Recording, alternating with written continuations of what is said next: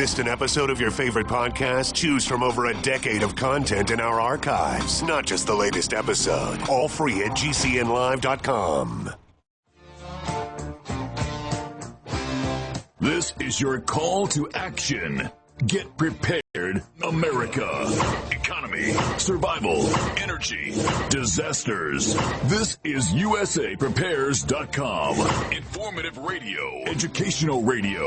Interact now by emailing instructor@usaprepares.com or text at 434-390-7953. Class, please take your seats.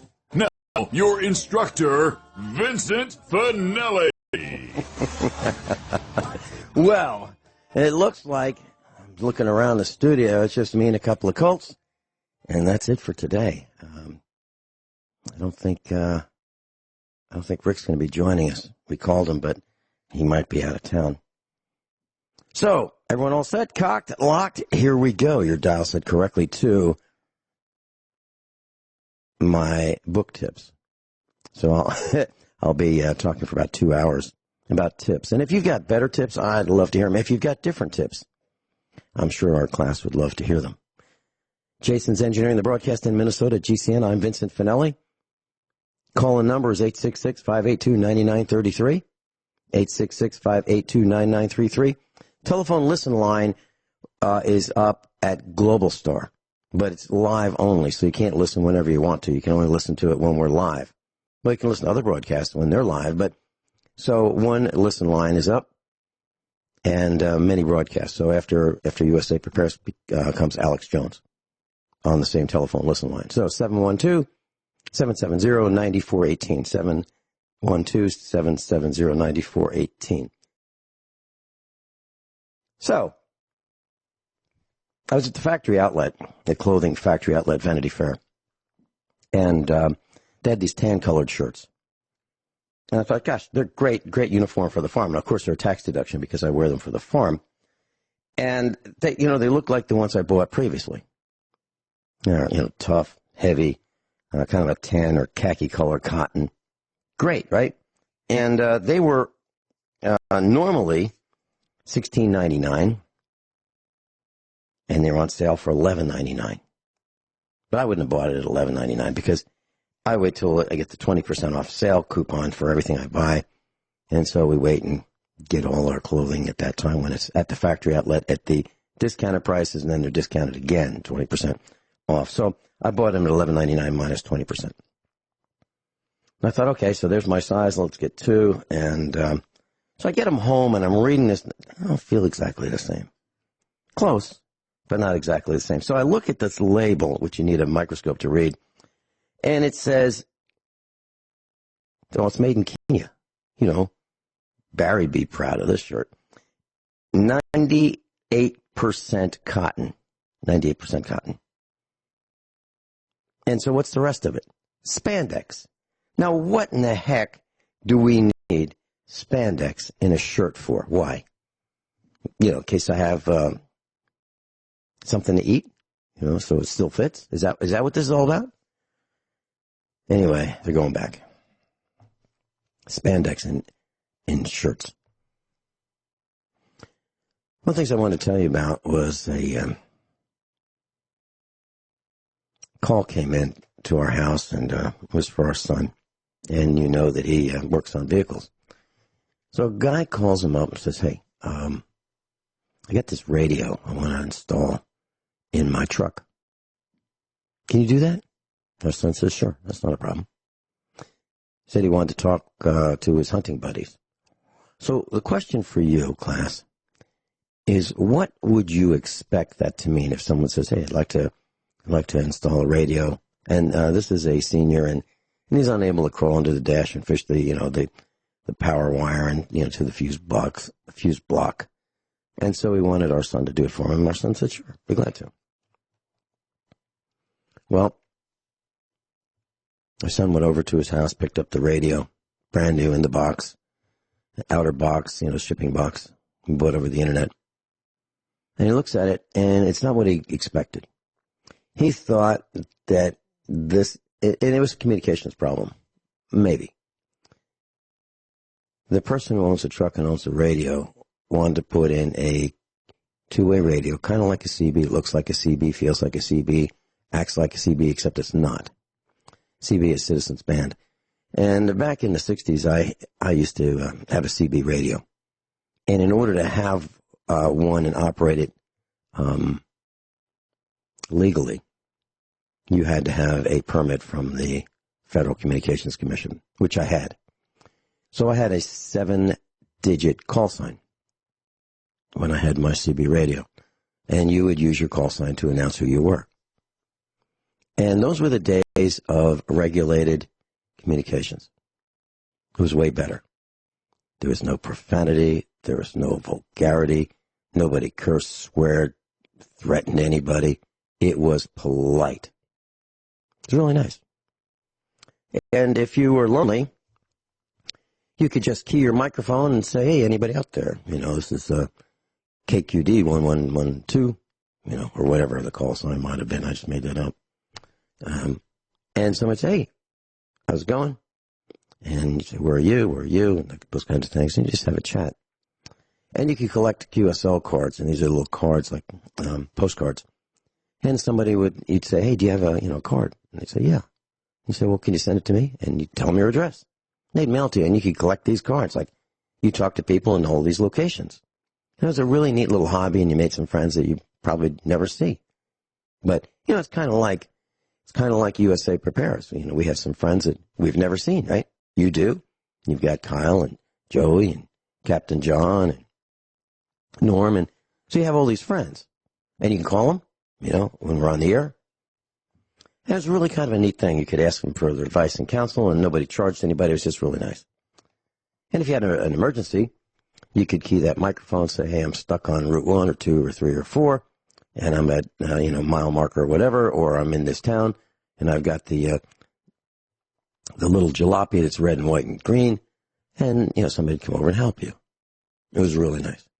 Well, it was deregulated, and there was no need for a license anymore. Well, now it's pure trash. It's like trolls.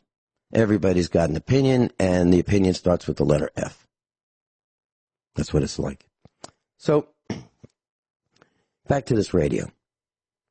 So this farmer wanted our son to install his radio. It's just like the CB, but it's not. Used a different frequency. It's a marine radio. Now, a Citizens Band radio there were some limits. The manufacturers could make them transmit, they could have an input of 5 watts. Output was typically around 4 watts. So you'd have 4 watts of radiated power. Now, some people would cheat.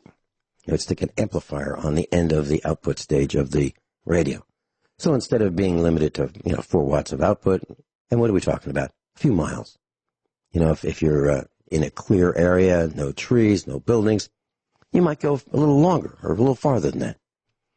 But for most purposes, 4 or 5 miles at the most, some people would stick on a linear, LINEAR amplifier, up to 100 watts or 1,000 watts. And these guys would have transmitters like radio stations. And on some days when the ionosphere was right, they could transmit up to the sky and then bounce back down. They could go from Texas to the East Coast. And you'd hear these guys stepping on everybody. They were the loudest thing in the room, right? Well, you couldn't talk back to them because if they had 1,000 watts transmitting out from Texas and you're in, let's say you're in Connecticut, you couldn't transmit back to them because you didn't have 1,000 watts to reach them. But everybody could hear these guys. They'd step on everybody. It was illegal. And it was annoying. And so they weren't abiding by the rules of the road. The rules of polite, nice, reasonable communications. They wanted to be the big gorilla, the big elephant. That was after regulation stopped. When you didn't need a license, anybody could transmit on Citizens Band radio. So the guy that wanted this radio installed in his truck wanted a different radio. He wanted a marine radio. A marine radio. Now, what's the difference? Well, a marine radio is typically a little more weatherproof, a little more rugged. It can get damp. It can get, salt on it, and it's protected. But it also transmits at a different frequency. Now, people who are on the water have radios for a really good specific reason. In case they have an emergency, they can key up that microphone and issue an SOS for help. But if it became something like CB radio and everybody's talking about cookies and who's got the best donuts and, cursing at each other and yelling at each other, you'd never get that message through. So the marine radios are only to be used on the water, not in your truck, not in your house. Water to water and emergency type communications.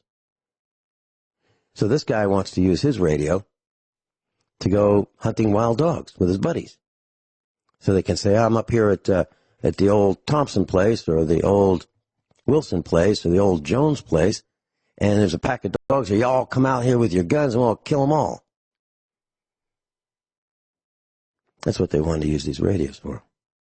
So here's my question for you. I'd love to hear your response. So let's put you in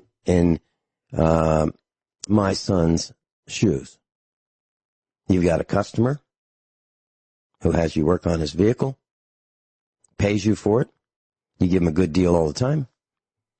He's in need of quality work, and he wants to have this radio installed in his truck, but it's illegal to use that radio for the purpose that he wants to use it for.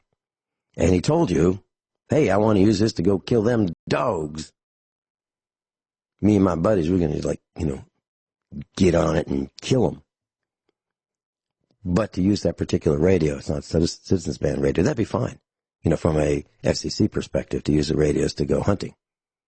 But it's not fine to use a marine radio because of the sensitive nature, the emergency nature of if someone has a calamity on the water and they need to summon help.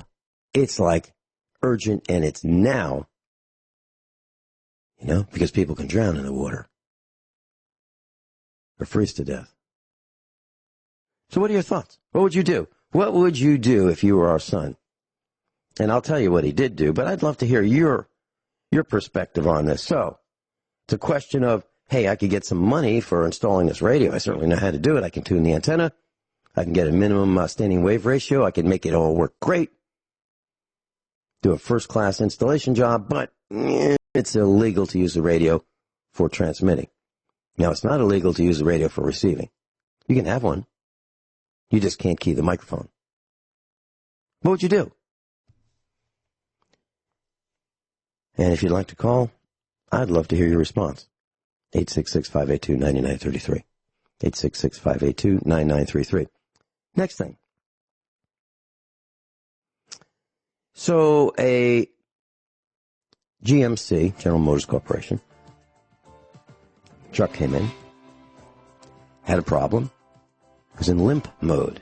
Limp mode is you can step on the gas as hard as you want, but that thing isn't going to go very far. It's limited to speed, it's limited to gear, and it's just enough to get you home. So think about having, let's say, 80% of your engine horsepower withdrawn from your engine, and you want to get home. We'll be right back. Class, just me today, and we're talking about some tips from the book. I've got a whole bunch of different tips I'm going to share with you during the next hour and 26 minutes. David's with us in Illinois. Welcome, David. Hey, how you doing? You were bringing up the radio I'm doing situation. great. Yeah. Hey, yeah. The holidays are over at least. Maybe we won't see the junk in the stores for a while, till summer. Yeah, I'm so glad you mentioned that. I wanted to say this, but I thought, boy, this is like the worst thing I can say. What's the best thing about Christmas being over? And that is, you don't have to listen to those bells ringing, those beggars and those, with those kettles where who knows where the money goes. I mean, I used to contribute to them, but no more. And you don't have to listen to that loud, offensive, blaring, buy it now, hurry, hurry, hurry, Christmas music. It started, almost 60 days ago. And it's just nonstop. Yeah. Now, you talk about, can I make a comment about your statement there about where the money goes? Of course. When I work for the government, well, I try hard not to get off in any other discussion, but when I work for the government, those agencies would come there. They would set up a meeting. Everybody would have to go there. They would sit you down. It wasn't if you were going to donate. It was how much, and they would be directly drawn out of your government check. And if you turned it down, then you're going to the head or the director of that department to have a word. And when I was there, there was only two of us that said, you know what, I'm not just giving you, because we found out that the CEOs, the people that ran those agencies, they're making $200,000-$400,000 a year. And I'm like, I thought this was supposed to be for the people. Well, I'm not lying in your pocket. Yeah, but they will actually pull you in and talk to you, and that you did a no. And right, you were counseled. Mm-hmm. You were counseled. The boss called me in one day. I worked for the bank. He called me into his office and said, Vin, listen, you've been selected to be the representative for the bank, and it's like an honor. And you can, so you'll be going to this meeting, and you'll learn all about it at the meeting. And I said, okay, when's the meeting? Well, you got to leave right now. So I went to the meeting, and I was a few minutes late because I just got word, and it was for the United Way. And so I'm in the back of the room. It's like packed, like all the businesses in the city seem to be there, and it's like a cheerleading session for the United Way, and everybody's yeah, this is great, and they're talking about, and they use the word fair share. So we need to give your fair share, fair share, and everyone needs to give his or her fair share. And, I was still Columbo back then. I'm talking about in the mid-'80s. And I raised my hand, and I said, I heard you. I'm paraphrasing because it was in the mid-'80s. I heard you say fair share. Like, so what's a fair share? Can you define that? Well, everybody needs to give their fair share. Yeah, I heard that, but what is a fair share? Give me like a number so I can relate this to something. And they hemmed and hawed, and finally they said 10%. I said, okay. 10% of what? Is that 10% of net take-home pay? Is that 10% of gross take-home pay? What is this? What are you asking? And they wanted 10% of gross. I said, there's no way. There's no way I'm going to go back and ask someone who makes $100 a week net to give 10% of their gross salary to the United Way. I'm not doing it. Yeah. So I was a pretty lousy representative for the United Way, and I did a little research, and I learned more about it, and I find that maybe 11% of all the money that they receive actually goes to where those who are donating it think it's going. So I had some questions. I said, okay, so you've got this list of all these organizations that you give money to. You give money to so the United Way will say, all right, we'll give the Boy Scouts X dollars. We'll give the Girl Scouts X dollars. We'll give the Senior Workshop X dollars. We'll give, so they would give the money that you gave them, a portion of it, to these other organizations that actually do something rather than just collect money. Beg for money. When we come back, I'll tell you what I learned. And so, David, stay with us, please, and we can talk about radios after this. But these are very good points that you're making. So I don't give to any organized anything. And I'll say that out loud, worldwide. We'll be right back. Class, just me today, and no other instructors except David is called in. So we've got David, our instructor, calling in from Illinois. So to finish up the discussion, before David comments, so the way it works is the United Way asked me to, or the bank asked me to be the representative, the coordinator for United Way, begging for money. And yes, they do pressure you, and if you do not give, then your management going up the ladder, like your immediate boss and your boss's boss and your boss's boss's boss's boss's boss, we'll talk to you and explain why it's so important to give money to the United Way, but 11% actually gets where you think it's going. 89% goes to administrivia, junkets and hookers and prostitutes and, lap dances and, I don't know, it goes to things that you would never approve of. So that's what happens with these organizations, to at least as I've researched it. So back the last time I researched it was a couple decades ago, that it was like 11% goes where you think it goes for the United Way. So I don't give to any organized charity. So let me just finish the rest of the story, and I'd love to hear your comments, David. So I said, so what if a person wants to give instead what they want is payroll deduction? Just give X amount each paycheck, because it doesn't feel so bad if it's every paycheck. And I said, no, I will not do that. It's kind of like these companies that say, automatic deduction from your account. You just pay by the month. It's so easy. We'll just take it out of your account every month. Try to avoid that at all costs. So what I would say is, when I was pressured with a gun to my head at the bank, I will give X dollars. So I probably wrote out a check for $100 and gave it to the Boy Scouts. I said, I want this to go to the Boy Scouts. Or I want this to go to the senior center, where the seniors were making, they would take a jigsaw and they would make puzzles out of plywood, and they'd sand and varnish it. And, really neat toys, American-made toys. I like those guys. So I wanted my money to go there. Well, so I said, so if I write a check for $100, and let's say I wanted to go to, we'll pick the Boy Scouts, for example. I want that check to go to the Boy Scouts. But you say you're going to give the Boy Scouts $20,000. That's how much you've allocated to give to the Boy Scouts. So are you going to give them the $20,000 plus the $100 from me? They said, no. No, we're going to give them $20,000. But you can designate your $100 to go to the Boy Scouts. That means nothing, because they're going to give the Boy Scouts $20,000 anyway, regardless of whether I designate it to the Boy Scouts or not. So it's a sham. It's a scam. It's a sham. It is a lie, no matter how you look at it. David, your thoughts?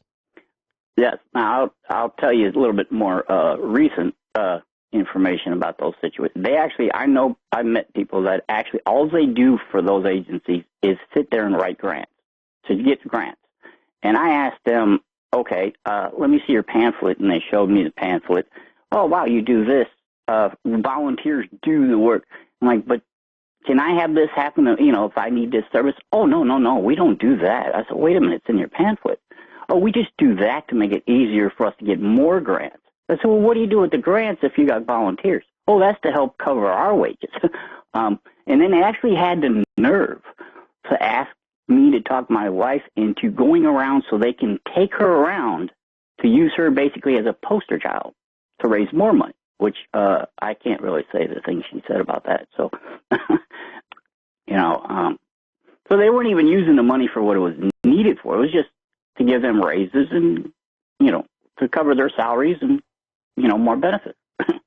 So, David, when I mentioned that 11% of what I learned of the United Way was actually getting to, we'll call them the little people, the people who deserved or should be given a hand up. The rest of it was for administrivia, junkets, bar tabs, those kinds of things.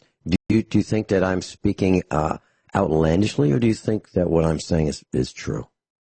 Oh, I know what you're saying is true. And I heard the number was actually lower than that in more recent times. So, but yeah, I don't.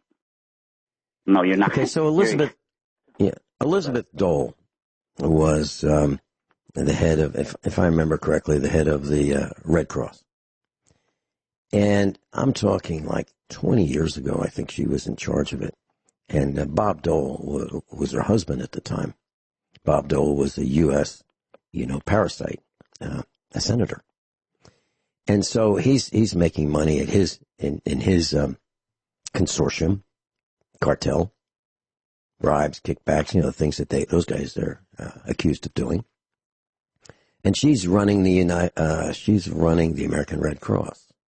So how much would you estimate that, it'd be reasonable to pay, a U.S. senator's wife to run the Red Cross? How much do you think is reasonable? I personally think it should be just cover our expenses because it was more of a PR situation. I mean, but I would, if that's the case, give her minimum wage like everybody else. She's really not, it's all FaceTime, basically. Okay. Well, you can look this up, class. And it says that Elizabeth Dole, salary as head of American Red Cross, on January 7th, 2011. This is recordnet.com. Quote, President Elizabeth Dole took the Red Cross helm in 1991 and served without pay until 1992. Then it says that Dole donated $500,000 of her own money to the American Red Cross. But other articles I read said that she received about $600,000 in compensation. How about that? Sure is nice. So I'd give somebody $500,000 if they're going to pay me $6+ back. If they gave you 600, I mean, come on. yeah. So you would think that someone in charge of, unbelievable. When I said that, I'm looking at the screen, David, that shows the statistics, and I have blue bars that say that what the delay is. Right now, it's 2 seconds or 2,000 milliseconds. But when I mentioned Dole and her compensation, I went off the air. Literally, I can see red bars for David. You are a huge problem. I think when they hear your name, they've got their finger on the button. Actually, they have their finger on the pre-button. What upsets me about me so much, and I mentioned this comment to you before, they could easily knock on my door. Yeah. And no, they'll have us on their surveillance, but they will not knock on the door. They've tried to come in my house recently. I've had people show up here and say, we got a report for this. I watched the whole thing, and they know everything about me. I'm like, I had to argue with these people. Look, I didn't call for a service call. And then they had to call somebody and say, are you sure you're going to refuse this? I don't even know what you're talking about. You have to leave. And they're like, you had to. You couldn't have done this without your information. No, you're going to the wrong house. Couldn't tell me why they were wanting in here, but they had to get in here, so no thank you. Knock on the door. But anyway, sorry to get off discussion on it. Yeah.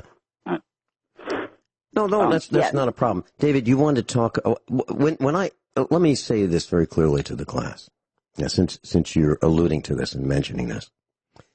When I say stay on topic, what I mean is if we're talking about one thing and a person goes off just to be on a soapbox, and that doesn't happen very often here at USA Prepares, it happens on other broadcasts all the time. And so that's what I mean by staying on topic. But what you bring to the class is really, really good information, and you are on topic. So I mentioned radios, and I didn't say exactly what our son did yet. But what would you do if you were in the position where you had a customer, and I won't say a great customer, but a customer who spends money, and you take care of him, and he shows up once a month or something, and yet he asks you to do something, but he couches it as I just want this radio installed. And then you find out it's a marine radio. And then you find out that, with a little more research, you find our son never installed a marine radio, but he certainly knows how to install a radio and a two-way radio. And he knows how to tune the antennas to, for minimum standing wave ratio. But he was put in this position really wasn't disclosed what the problem was with the legality. So my son did the research and says, this is a problem. What would you have done? Yeah, I'll tell you why I do it, and I'll give you an example why I would not do it. And the reason why is, what if this individual, one, it's illegal to use and operate it the way he was. The other thing is, one, if he gets in trouble, people usually throw you under the bus, seeing like a canary. It's all his fault. He said I could do it, even if he didn't.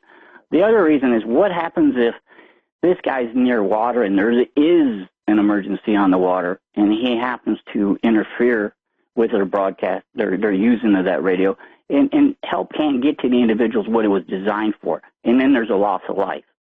Now you now escalated this whole situation way out of. Then you got to deal with the guilt. You have to deal with, and I'm sure somebody's going to come after somebody for that. And so I look at things. That's how I look at things. But I wouldn't do it. I wouldn't. Okay. So, it's quite fascinating to me, class, that our instructors think about the same things at the same time, unknown to each other. We think about things that are happening. We come to the same conclusions. And David, I didn't know David was going to call today. I've never mentioned this to anyone else. It happened recently, and our son did exactly what you said, David. But he did it a little differently. Well, maybe he did exactly what you're saying. He actually put the radio in the box, and drove over to this customer's house, and said, listen, I was, you mentioned that you wanted to use this to talk to your buddies, and you wanted to kill dogs for sport and wild dogs. And I can't do it because it's illegal to install this and use this for transmitting purposes. Now, you said you were going to talk to your buddies. That means click the microphone, which makes it an illegal event. So he said, I can't do it. And so the customer said, you're going to turn me in, are you? And yeah. Our son said, well, I don't know. I don't know about you using this illegally. I'm just telling you I can't install it because it's illegal. Okay, so it's your radio. It's not installed. You haven't done anything illegal. So this guy was worried that, now, here's the point. You can have neighbors who are willing to break the law, and, I don't particularly think every law is a good thing. And I don't think that people are going to obey the laws when the whole country comes apart. So when everything falls apart and there's an emergency and that's the only radio you have to communicate, I don't care what the law is. I think that would be fine to use it, okay, for an emergency, a bona fide emergency, even though you're not on the water, okay, if that's all you have. But while we still have relative peace and calm, it's not okay to trash the frequency that is used for emergencies. So our son absolutely didn't do it. He did not install it. He would not install it.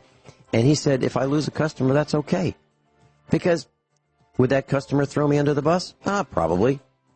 So he wouldn't do it. He would not risk his reputation to do something illegal. We'll be right back. Dave, please stay with us. David's with us in Illinois. So, class, just to recap and to make sure you understand my point of view on this, and this is my point of view. So back in the 1960s, Citizens Band radio, 27 megahertz radio, was licensed. You had to apply for and receive a license in order to legally operate or lawfully operate your Citizens Band radio. It was only 4 watts output, but it was nice. It was polite. People were just above board, and if someone slipped and used one word of profanity, he was beaten up by everybody else. Absolutely true. So I am and then we went to unregulated, no license necessary. Oh, you guys, it's a free for all now. It's like a gang of thugs all over the air. Profanity laced. I mean, you would not want your young child to be listening to CB radio today. That's how bad it has become. It's like the internet where people are trolls and they hide behind these handles, and they like bashing and beating up people. That's what this is like on Citizens Band Radio today, because everyone's anonymous now. You don't have to key up and say, you have your license call sign. You don't have to do that anymore on Citizens Band Radio. So I am a licensed ham radio operator. I have studied for and passed and paid for the license test. I did that. I passed the test. I received my ham radio license. I have a ticket where I can transmit on my 100-watt transceiver. So that's 4 times the power of this marine radio we were talking about earlier. And I might be able to reach around the world with this thing if I had the right antenna and the right gain and pointed it in the right way. I could probably I could certainly talk to anyone in the country, under the right conditions. So it's a pretty powerful ham rig, but I have a license for it. But if there were an emergency, and if I didn't have a license, I would key up that microphone in a heartbeat without even thinking about it and say, here's the emergency, here's where we are, can you help us? Okay? And you do not need to have a ham radio license in order to transmit in an emergency. You don't need one. You don't even have to know how to use it. If you can power that thing up and key the microphone, and you can say, here's my emergency, here's what it is, it's bona fide, it's real, that is not against the law to do that because it's an emergency. But it is unlawful to use a ham radio for commercial purposes. Hey, y'all, hurry, hurry, hurry. We've got a sale on, stretch long sleeve shirts with spandex. We got a sale. You can order them right here, right now. That would be unlawful. And it was also unlawful to broadcast. So I cannot take my ham radio, hook it up to the output of my microphone mixer right here in the studio, and transmit USA Prepares around the world on my own radio, because that would be for a broadcast purpose. That is also unlawful. So I just wanted to tell you the difference. And I think that as times get worse and worse and worse, you might want to study for and take your exam. Whether you have a radio or not, you might want to learn how it all works. So you can just go to the internet and you can type in ham radio license test, and you'll see the entire test with all the questions and all the answers. And it's multiple choice. 100 questions. You can take it. I studied for the exam for one day. I bought a book, Gordon West's book. He has 3 books on how to do it. I bought the one for the license I wanted to go for. I studied, read the book, highlighted with yellow, and normally I don't do that, but now I do. I write all my books. And I studied for the exam one day, took the exam the next day, and passed it. Simple as that. David, your comments? Yeah, we are studying for ours. We have 2 radios, but ours are only UHF, VHF capable. They're not HF. I'm looking for an HF. Almost had one, but Yaesu, but I didn't get it in time. But yeah, they're for emergency. Now I haven't messed with them. I haven't keyed up no mic or nothing. It's because I don't have my license yet. I'll listen, but that's it. Well, yes, but if there's an emergency, you can key up. Right. Yeah, and that's exactly why I bought them ahead of time. Right. And so what kind of radio do you have, David? And do you recommend it for our class? It's kind of hard. Like I said, these are UHF, VHS, so actually they're more than likely Chinese radios. One's just called a backpacker radio. I didn't want a 5-watt. I wanted at least 25 for that. And I can also have the ability to hook up other lithium batteries or power source. So I can either go AC, DC, or either one. And it's a larger radio, and I can hook up other antennas. And I wanted something portable because if things happen, I may have to move, and that's what. Right. Now I have a bigger car. I'm not sure the name of the heavier. It's a 50-watt, but I'm going to make that into a portable pack radio too. Okay. Well, we've got a couple seconds left. And David, I want to thank you for joining us today. It looks like Ricky Rocket is in queue, and I want to tell you that. Sorry for the inconvenience. No. I love broadcasting with you. I love hearing from you and your lovely wife. I just want to tell you, class, that the radio that I have, the transmitter, is a TS440. TS440, and I'm looking at the price. I paid about $500 for it. Now they're up to between $600 and $800 on eBay. Great radio. It's an antique, almost. David, thank you. Ricky Rocket's with us. Welcome, Ricky. Yeah. This is the first time in all our years of radio that we broke protocol. One, I always call you at 6:30 if you have not called me first. Mm-hmm. Yeah. Then we can have a plan of attack. Nobody called me. How about you? Did I call you? And then at 7:08, according to my radio clock, which is off, your man called. I can't even. I'm not even awake yet. Just drinking coffee. Mm-hmm. Had a nice talk with. Speaking of coffee, so Rick. Here's a sound that I remember from the 1950s. I'm going to play this sound. You ready? Here it is. Here it is. Please don't.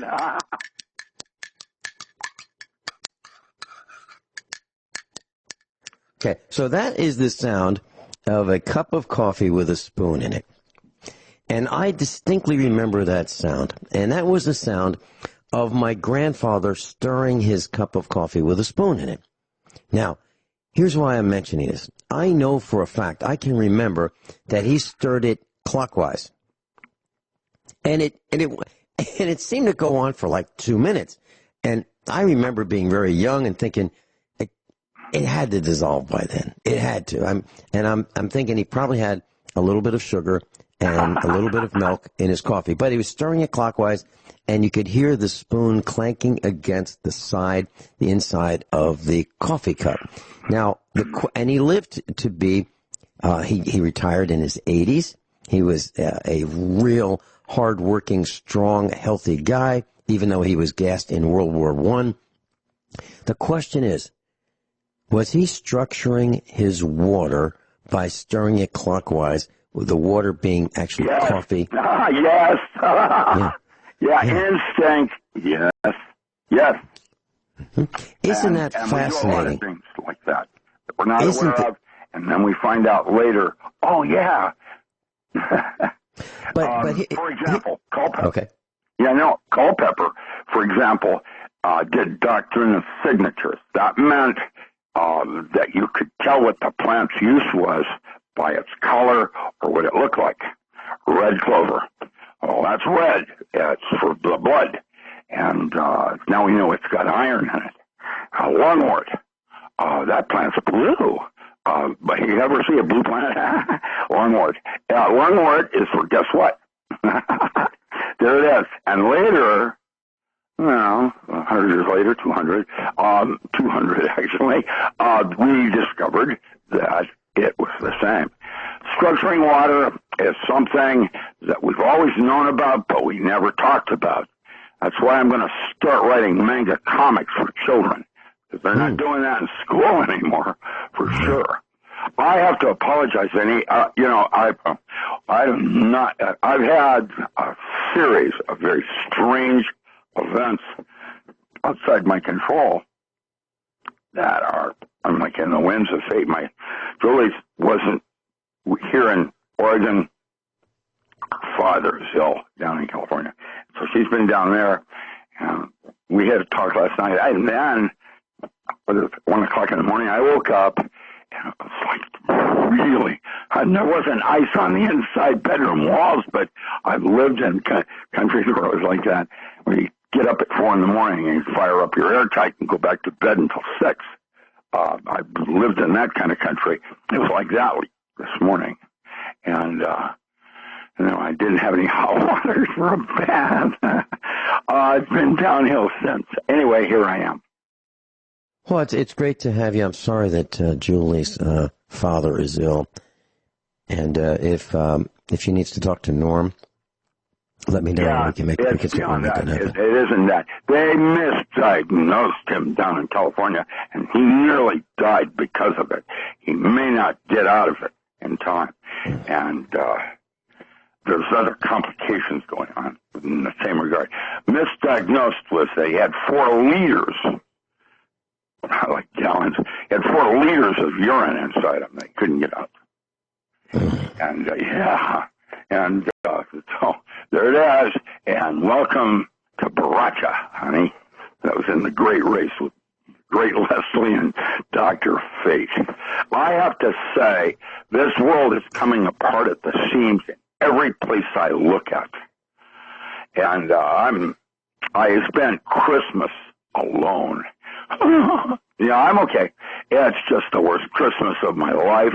And my poor girlfriend is going through the same thing, and we can't be together. She's here and I'm there, or she's there and I'm here, or something like that. I had the whole thing I was going to do with you I thought we were going to do doublespeak today, and let's do that. Let's do that next week. Yeah, so what we'll do is, but I had a good one that wasn't doublespeak, but it's like doublespeak, and it represents what we are going to do.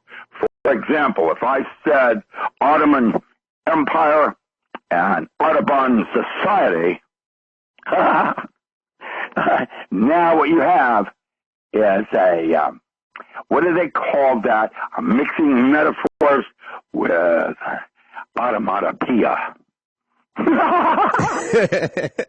Well, now that's, you heard Audubon, the Ottoman Society and Ottoman Empire and the Ottoman Society, and they sound the same, but they're spelled differently and they're pronounced slightly differently. But you say coffee and I say coffee, and it's all, the same creek. How come you say it wrong? Yeah, exactly. Yeah. That's because I've got a list, and there are dwarfs that are different than tinies. And, I don't understand. I don't need to develop. My vocabulary is unbelievable, and I have no idea where it came from because I didn't even read English until fourth grade. So, class, what we're talking around is next week when Rick's on with us, we're going to do a 2-hour special of doublespeak, newspeak, and we are. Rick has built a lexicon separate from me, and the lexicons are it's a group of words that may be scientific in partial, not completely scientific, mixed with other words that may be partially scientific, strung together to form phrases, incomplete sentences, sentences without nouns, sentences without verbs. And we're going to deliver this next week as if it is real, as if what we're talking about is absolutely bona fide, makes sense, and you need to know it. But it will be almost 100% bogus. And the reason we're doing this, and we've proven this twice, I think 3 times would be the thing we should do. The reason we're doing this is I believe that some people have the radio and television on for background noise. And I've talked to people who are quite educated, quite learned, even in the medical profession. I am not talking about Norm Schulich, but people who have said, no, I've got to have the TV on. There's a difference by 180 degrees. Right. So there are people who will say, no, I got to have that background noise. I just have the TV on for noise, background noise. And I'm thinking, I don't want noise. Now, music, that's something different. Noise is something that I do not need to have in my life. As a matter of fact, when I get on the tractor, there's plenty of noise, and I wear earplugs and headphones to keep the noise out. Because I don't want to hear any more noise. So, I believe that some people have the media on in the background, and they're absolutely not paying attention. And we've proven it twice, and we're going to try to go above and beyond with Newspeak, Doublespeak next Thursday for 2 hours. So if you don't want to hear it, don't. But there were some pretty famous people who were involved in Doublespeak, and one of them was a guy named Al Kelly. And he was on the streets of New York, I believe, and this was probably like in the 1950s. And he would ask a person for directions. He'd walk up to some stranger and say, "I'm looking for," and then he would mix syllables, and he would do it with emphasis, and he would say, "Right." They go, and they'd nod, and they didn't want to act like they had no idea what he was saying. Everybody's in a state of hypnosis. They have no clue. I know where you're going. I had some the way Crocodile Dundee put it was wakey, wakey, and all of a sudden you're back focused on what exactly is going on. And guess what? This isn't Chicago anymore, Toto. Yeah, and so we are losing our ability to get along with people. And here's an example. I've mentioned that every time I go into the big city, Springfield, from the farm, somebody does something with their vehicle that's dangerous, reckless, careless. they'll wait and wait and wait, and they'll see me coming, and they'll wait. And I drop my headlights on just so I make sure that these guys are able to see me. Additional preparedness. I drive with my headlights on during the day, and they'll see me coming. They'll see my truck. They'll see it. They'll wait. And I go, okay. They're not going to pull out and cut me off. And then when it's too late, then that's when they pull out and cut me off. Just to go, I don't know, half a mile or a mile up the road and then turn. So they are so concerned about themselves, and they're talking on the phone, and they're not paying attention while they're operating their vehicle. Well, a couple of days ago, I was going to the big city, and Mrs. Finelli and I were in our old almost antique pickup truck, and it's white. And so we're going along, got the headlights on, and I'm in this 2-lane road, 1 lane each way. And it goes into a yield where you merge with a 2-lane road going each way. I mean, a 4-lane road. 2 lanes going, 2 lanes coming, and a suicide lane. And I'm in the slow lane, and I have about a quarter of a mile to get into the fast lane, if you will, so I can make a left at the traffic signal ahead. So I put my signal on, and there's cars coming. I can't get in the left lane. And then all of a sudden I wait, and I go slowly. And there's plenty of time for me to pull off this maneuver. My turn signal's on, saying I want to go to the left. And there's a break in the traffic, and I start to move over. And there's this car behind me, speeds up, accelerates really quickly to make sure I can't do it. Yeah, I had plenty of room to do it. I mean, way, like 2 or 3 times more room than I needed. And I pull over slowly, and this gal decides that she's going to try to run me back into the lane. She's not going to let me get into her lane. So she ends up in the suicide lane because I decided, nah, she would never do that. She would never try to force me back into the lane. Well, she did, but I kept going, and so she's leaning on the horn, and so I put my finger up, my pointing finger, not my middle finger, and I shake it like that was not very nice. And so we get to the traffic light, and she looks at me, and I'll tell you what happened next. Dr. Richard Allen Miller's with us, Ricky Rocket, as my mom used to call him. And so, Rick, I know. You were talking about how people are not very nice, and the world's spiraling down, devolving. So all I wanted to do was merge into the left lane so I could turn left at the traffic light ahead, and I had plenty of room. This woman would not let me do it. She decided she's going to push me off the road. So I decided, well, I'm gonna do it anyway, and I had plenty of room, and she's just not paying attention. So I shook my finger at her like a teacher might do in the 1950s in elementary school. Like, that was not very nice. And so I just have a regular cab pickup I don't have any of this special tint, so you can see right through the rear window into the front window. And, she could see me, so I just kind of shook it, like, not very nice. And so she pulls up, then she gets alongside me. She pulls from her left lane into the right lane. So she's going to prevent me from going to the left lane, and it had nothing to do with her because she wanted to go in the right lane. You're lucky she didn't have a weapon. That's she did. Problem. She did. Escalates to who's got the biggest hair. Yeah.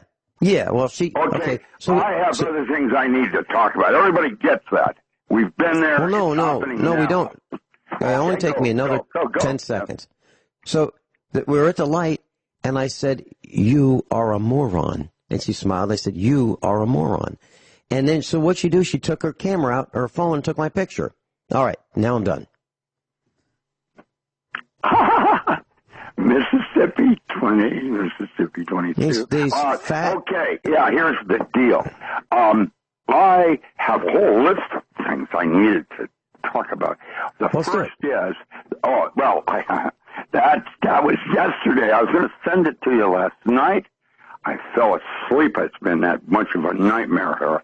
I spent Christmas alone. Oh, but it's all going to change because I'm going to carry a weapon. And when she takes my picture, I'm going to show her the weapon and say, "Take another one, please." I dare you. And I'm getting weirded out here because things outside my control are happening to me in the perfect storm. And how does that work? The gods conspired. What they call that, in my speak term, is puer wounding and Ulysses starring. There, that's your homework for today. find out what that means. That's when Ulysses discovers he's not a god. Chooses not to be a god. It's called Puer, Wounding, and Ulysses Scarring. I have a new cover on my ESP book out, and I wanted to know what number you wanted off the press, because I'm going to number the first 400, and there's already 27 books gone. And I haven't even sold them. They're my friends like you that didn't get back to me. What number do you want, Vinny? From 1 to 400, and you better pick it quick, because I've got a bunch of books to ship out to Belgium and other places. And nobody knows that. It went up on my site 2 nights ago, and this morning I was going to talk about it so that the people on your show had first shot. And I have, if you go to Facebook or my website, and now I'm going to have it today on Amazon. Nick Begich managed that book for more than 10 years with Earth Pulse Plus. Has a dark red cover. I wanted to change the cover and some guts inside it to make it a true workbook and or a tool. And so the new cover has a me on the front in cartoon. My friend Helen Downs in Australia did a wonderful job. And it's going to be the first of the 3 books. The Non-Local Mind is going to have a comic book cover too. When you see what's happening in that one, man. But this one is Oak Edition, and the first 400 that are sold will be numbered and autographed, no matter where you get them, from Amazon or not. If it's the Oak Edition, that's the deal. And so it's $21, and it's on special at $18. Where the original was at $18, and now on sale at $15. I have both of them. And I'm writing like crazy, and yet the gods conspire. Amazon is not my problem. Ingram. Ingram's a bad people. It's like Amazon said, oh, we're just a flea market. We don't police the fleas. Henhouse and wolves. I can't believe it. You know, what's going on in our world. We're going to a break. When we come back, tell us how to get the book, exactly what to do. We'll be right back with Dr. Richard Allen Miller. Okay, Rick, so you've got a new cover. You've got a revised edition of ESP. And its sequels. It makes the 3 books Power Tools and the Non-Local Mind fit. And the Non-Local Mind is going to press next month. Okay, and did you determine the Flesh Kincaid grade level at which this book is aimed? No.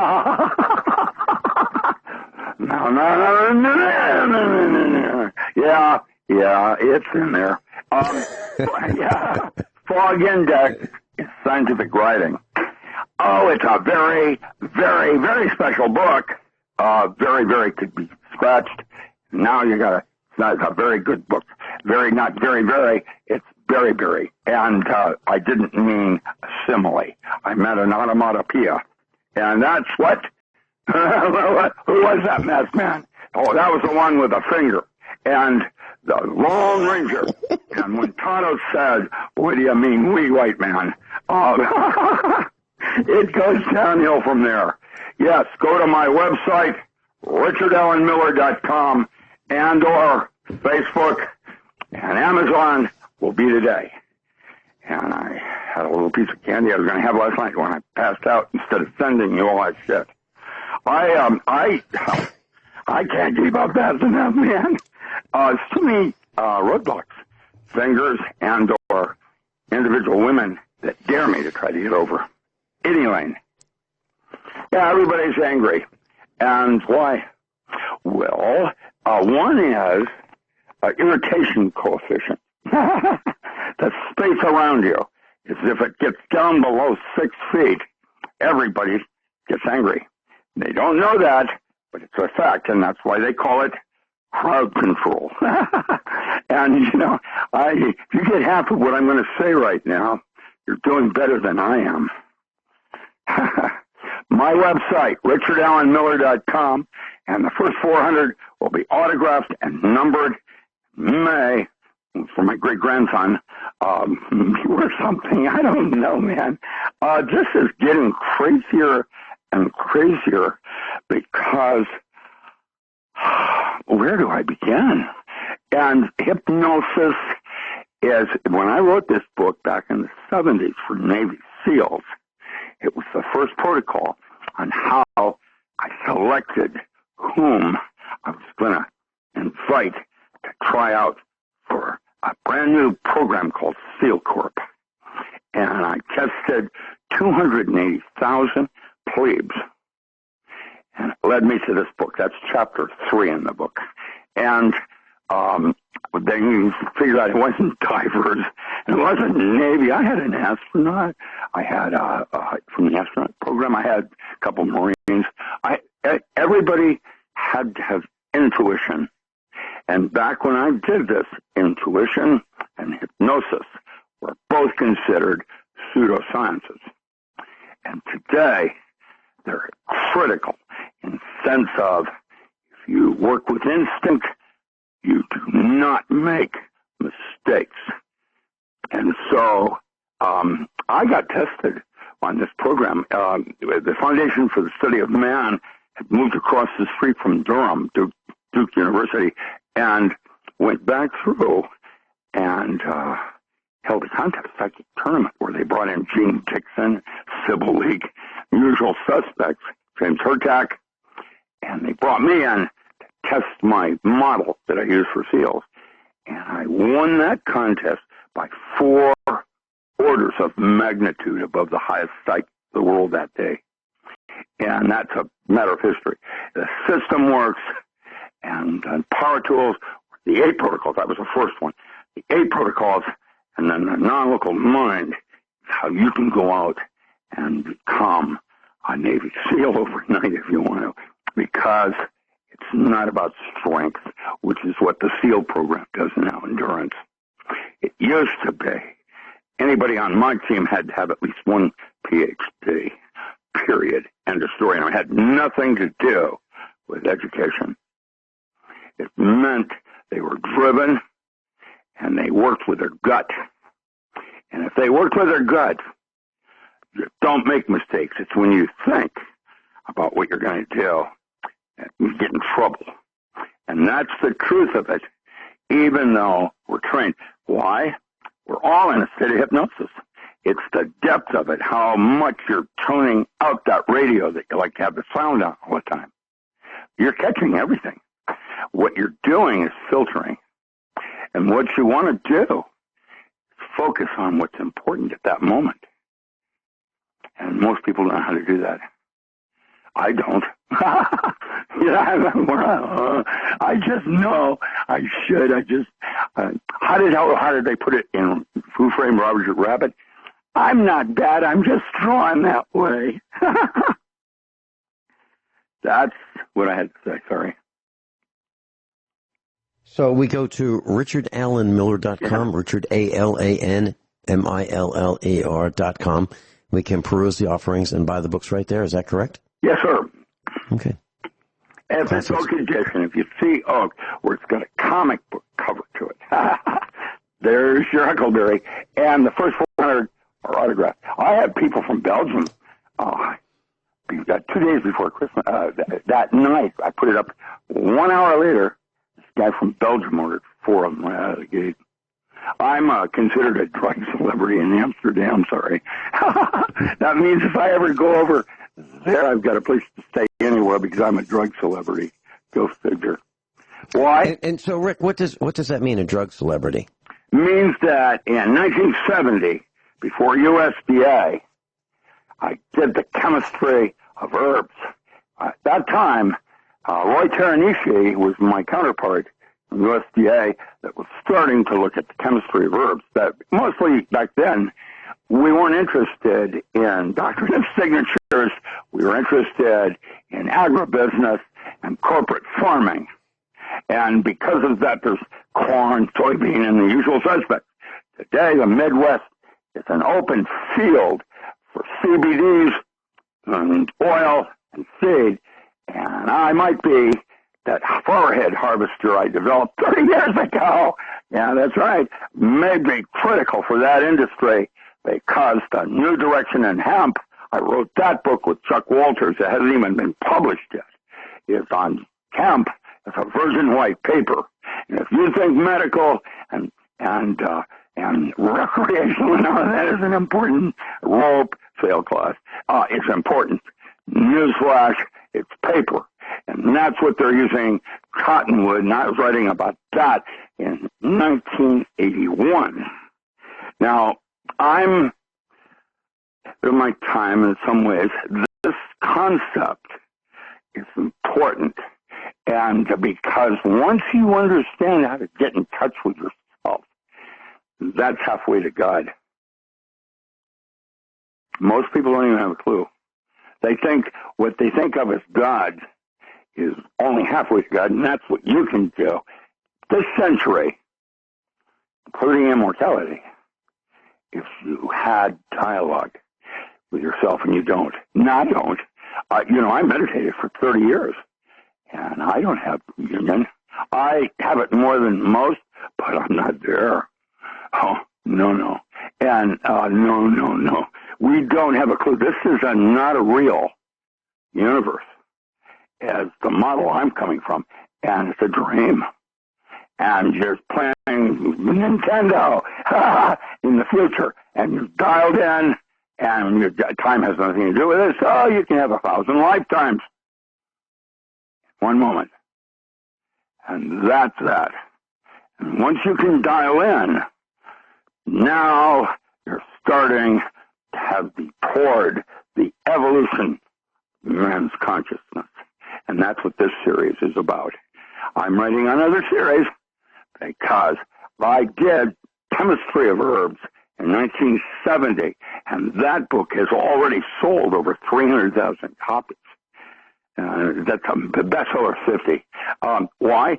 It was the legal highs, and once I put a ritual to a drug that qualified it as a sacrament and kept it out of the Uniform Controlled Substance Act.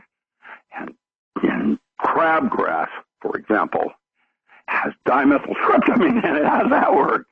Well, it's almost as if chemistry isn't the real deal. It's a delivery system from God, how to talk to him. I'm not talking about DMT. I'm saying, because DMT is a toxin per se. It's the neurotransmitter that I'm going to be talking about in the brain that freaks out when it sees these toxins coming in like mushrooms or whatever. And it freaks out and overproduces that neurotransmitter. Now dialogues subtle bodies outside the physical. And once you do that, you can take placebo, your mind's eye, and make it to 60%. There it is. That's how it works. And that's just that series. I'm writing about other things as well. Crops. So I was the first person to write about herbs. When Legal Highs came out, I had morning glory seed and baby Hawaiian wood rose. I had lines going down the street on the Ave from the university. Big long lines of people buying this stuff from my herb store. I was a crazy man even back then. I got pictures. I had a goatee. Can you imagine? So, Rick, Did I lose Vincent? how difficult is this book to read? You know, I'm talking about the Flesh Kincaid. Your book, on the average, you know, the one that you're talking about, your new ESP book. What grade level? It tells you how to listen to my voice quietly, and pretty soon you have a choice. Am I allowed to continue talking to you, or you want to filter me out? You trust me? You want me to keep talking? Good. We have a contract. Now we're going to go down to level 2. It lays out 102 levels of physical measurements for depth of hypnosis, because we're all asleep. And once you identify, that's chapter 7, something like that. I do neurolinguistics on chapter 11 on how to talk to yourself so you don't program yourself to do the wrong thing. No. You don't say, I won't do this. You say, I will do that. It's just simple stuff. It's ABC. What just happened? Wait a minute. What just happened? What just happened? I think we're okay, Rick. No, I don't think. Yeah. What do you mean you're okay? I'm really worried about me. No, I'm okay. okay. You're okay. I'm looking. If you're talking about the signal going out, the modulation, and the frame loss and jitter and delay and all that, we're good. We're only at 0.2 of a second delay. Everything's running fine.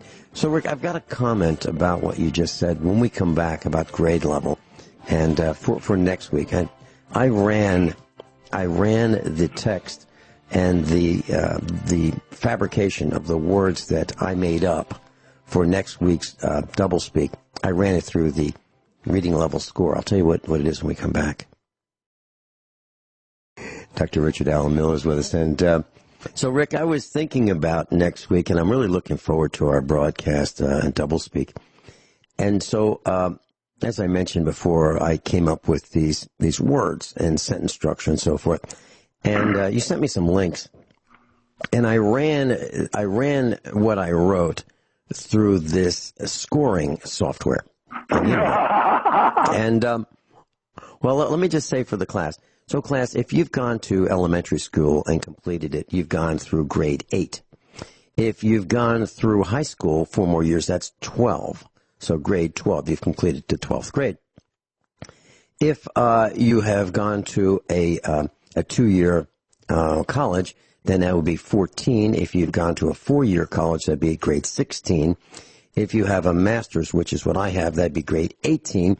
And if you have a doctorate, it might be a couple more years, grade 20. Rick, would you agree with that? No, but yes. Yes, no. No, but yes. No. Yes. Yes okay. and no. So yes, no. I'm flipping the coin now. All right. So, class, if you have a PhD, you'd be at about grade 20. Well, I ran what my portion of next week's discussion about doublespeak and newspeak. I ran it through the scoring software, and it came out with grade 27. Exactly. There we go. Now they're getting home, because even they, whoever invented that, can't do it right. They can do it left, but they can't do it centered. So if you think next week's... That's the way they say it down under. Get me? So if you think next week's class is going to be easy, it will be. It will be if you've completed the 27th grade. Now, I have not. I'm 7 years short. Actually, no, I'm 9 years short of completing the 27th grade. So I'm not there, but yet I was... how to do when I worked at Boeing. It's the first thing I did. I was working Lunar Base Alpha 1, and they wanted my fog index down to less than 10.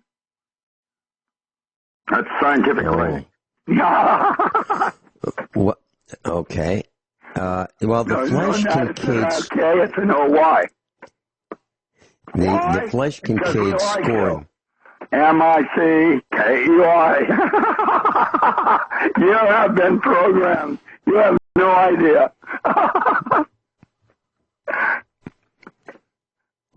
So, Rick, the Flesh Kincaid score from the most sophisticated, for the most sophisticated readers, would be considered philosophers.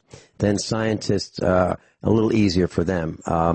Politicians, a little easier. Rebels, a little easier. Religious figures, a little easier. Visual artists, a little easier. Then you have the average. Then you have military leaders, a little easier than average. Writers, easier. Why? well, let me tell you. Well, you need to hear the rest of this.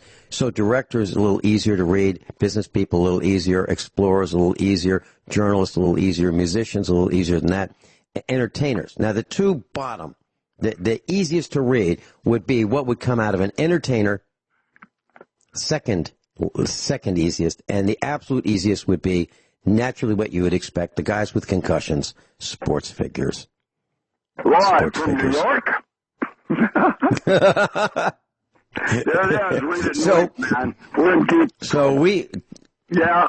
So next week's broadcast will be one that even scientists and philosophers who write at the most difficult level will find it exceedingly difficult to understand what we're saying. That's next Well, week. that's why. I'm looking forward to it, Rick. Yeah, that's why I'm set in a cage and I'm calling you from Leavenworth. We might be in. There might be a special place already designated for us in God had Leavenworth. one for Mrs. Roberts. He's got that Robertson. Yeah, I had a special place in heaven. Oh man, I've had Rick, a bad I'd day. like to ask you, but I'd like to ask you, but I'm afraid to. What'd you do before the broadcast? Oh yeah, my M&Ms. I was following Reese's Pieces into the garage. It's funny that you mention M&Ms because that is part of. See, that's what I'm talking about. We're on the same page without ever discussing it. One of the things that's in next week's broadcast is M&Ms. You know how they started with. Well, they started with. They said, "Well, what do we name the company?" And the guy said, "A. Let's name it A." Well, A's already in the phone book, so they said, "Okay, Z." Well, nobody wants to. So, all right, let's go to the middle of the alphabet. M. That's already taken. How about M&M? Well, that's already taken. And that's then what, we'll MC. that's We'll one call it thing. McM. That's what, well, how about M and M and M? Well, that's hard to say. Double size it. That's why they chose M&M. Double sizing. Make mine a cheese, please. Cafe Royale. That's what I've been taking. Well, this ought to go down. This broadcast, at least the latter part of it, will go down in history books as important science. I'm going to be Ed McMahon, and you're going to say, survey says. Rick, thanks so much.